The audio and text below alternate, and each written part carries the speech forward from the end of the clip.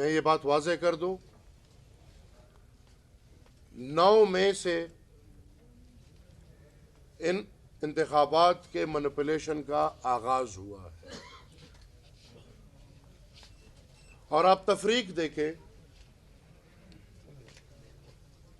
तो 9 मई में एक तरफ या एक सूबे में 9 मई के वाक़यात के तनाज़ुर में लोगों को सजाएं मिलती हैं। अगर हम पंजाब पे नजर डालें तो 9 मई के वाक़यात के बाद पकड़ दकड़ होती है, रोना धोना शुरू होता है, एक एक थप्पड़ की मार पे पार्टियां बदली जाती हैं, नई पार्टियां बनाई जाती हैं। लेकिन दूसरी तरफ पुख्तनख्वा में 9 मई में मुलव्विस लोगों को कैंटोनमेंट में मेहमान बनाया जाता है। वो इंतखाबात तक इदारों के मेहमान बन के बैठते हैं और 9 मई में मुलव्विस लोग पुख्तनख्वा में हुकूमत बनाते हैं। 9 मई में मुलव्विस पुख्तनख्वा का वज़ीर आला बनता है, जिसके खिलाफ 9 मई के एविडेंस पड़े हुए हैं।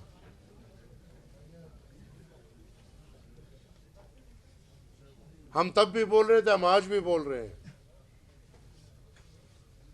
कि ये जो दुनिया को दिखाया जा रहा है कि पुख्तनख्वा बाय डिफॉल्ट पुख्तून को इतने पागल थे कि वो उन्होंने ना काम देखा, ना 10 साल की हुकूमत की कारकर्दगी देखी, और वो कोई इनकलाब में इमरान नियाज़ी के प्यार में कोई इतने पागल हो गए थे कि वो तीसरी दफा मैंडेट देते। और ये भी आप देखें तसलसल है। आज तो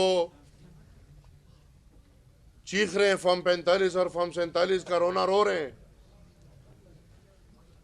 अवामी नेशनल पार्टी उस वक्त ये रोना रो रही थी जब 2013 में इलेक्शन मैनिपुलेट करके दहशतगर्दों के बुनियाद पे, दहशतगर्दों के सपोर्ट पे पाकिस्तान तहरीक इंसाफ को पुख्तनख्वा में हुकूमत दी गई थी और कोई 40 लगभग सीटें दी गई थी। फॉर्म 45 और फॉर्म 47 जब एजाद हुआ तो 2018 में हम ये रोना रो रहे थे कि जब फैज़याबी के चक्कर में पूरा मुल्क पाकिस्तान तहरीक इंसाफ के हवाले कर दिया गया और पुख्तनख्वा में एक दफा फिर जबरदस्ती उन लोगों को 2/3 अक्सरियत दी गई। अब ये तीसरी दफा है और वो मैनिपुलेशन एक कदम और आगे बढ़ गई। बदकिस्मती से इदारों का पूरे मुल्क के लिए जो भी प्लान था, पुख्तनख्वा के लिए ये प्लान था कि पुख्तनख्वा पे इन्हीं लोगों को मुसल्लत करना है। और इस दफा 3/4 मेजॉरिटी से भी ज्यादा उनको मुसल्लत किया गया है। इदारे चीख रहे हैं कि पुख्तनख्वा में खुली धांधली हुई है। ये कैमरे वाले अगर प्लीज मेरे पार्टी के वर्कर्स प्लीज कैमरे रख के पीछे बैठ जाए। कैमरे पार्टी के वर्कर्स प्लीज बैठ जाए, मीडिया वालों को काम करने दें। कोई जिम्मेवार बंदा पीछे प्लीज पार्टी के वर्कर्स को।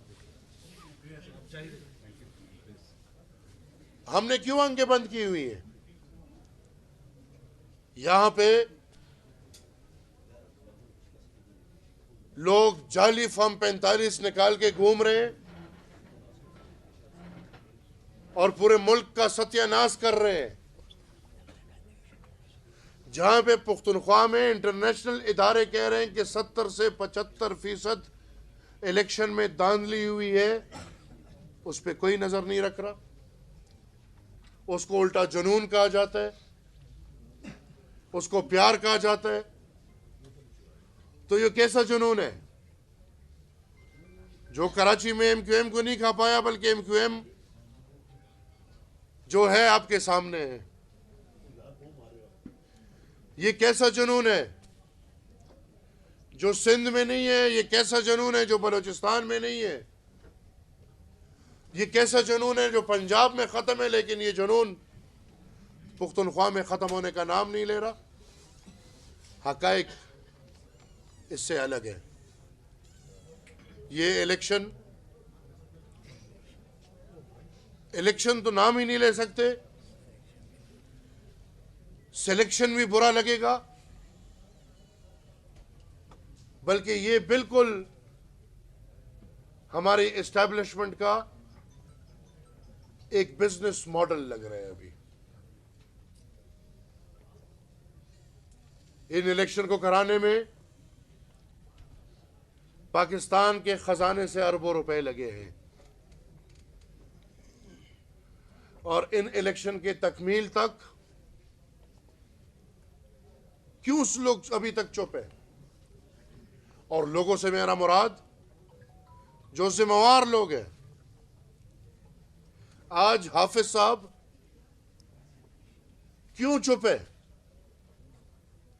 उन इलेक्शंस पे चुप है जिन इलेक्शंस में हाफिज साहब और उनके इदारों के नाक के नीचे आरओस के जरिए अरबों रुपए कमाए गए हैं। हाफिज साहब क्यों चुप है? जुबान ज़द-ए-आम है, पार्लिमान की कुर्सियों की बोलियां लगी, पैसे इकट्ठे हुए, अरबों रुपए इकट्ठे हुए। और अगर ये बात मैं कर रहा हूं तो मैं सिर्फ पुख्तनख्वा की बात नहीं कर रहा। बलूचिस्तान में, पंजाब में, सिंध में, और बाकायदा इस तरह के मिसाल सामने आए हैं कि एक एक हलके पे 2-2, 3-3, 4-4 उम्मीदवारों से पैसे लिए गए हैं। जिसने ज्यादा पैसे दिए वो जीता है, जो बाकी 3-2-1 है वो रो रहे हैं। अभी वो सीट भी गए और पैसे भी गए।